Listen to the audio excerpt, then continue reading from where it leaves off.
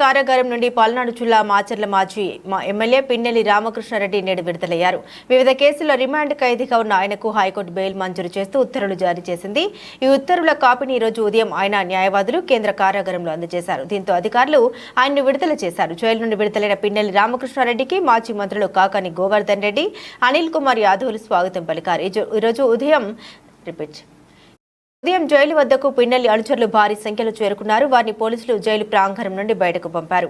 Pinnelli Ramakrishna Reddy jail నుండి బయటకు రాగానే ఆయనకు అనుకూలంగా నినాదాలు చేశారు.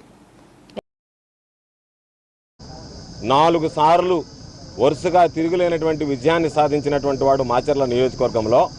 అటువంటి వ్యక్తిని ఈరోజు ఉన్న కేసులు లేని కేసులు బనాయించి జైల్లో పెట్టడం అనేటువంటిది దుర్మార్గమైనటువంటి చర్యగా మేమందరం అభిప్రాయపడుతున్నాం. వైఎస్ఆర్ కాంగ్రెస్ పార్టీ శ్రేణులకి ఎవరికి కూడా మేము చంద్రబాబు నాయుడు ఏదైనా మాట్లాడినా, ఏదైనా వైఎస్ఆర్ కాంగ్రెస్ పార్టీకి అనుకూలంగా వ్యవహరించినా కేసులు పెట్టాలా, వాళ్ళని జైళ్ళకు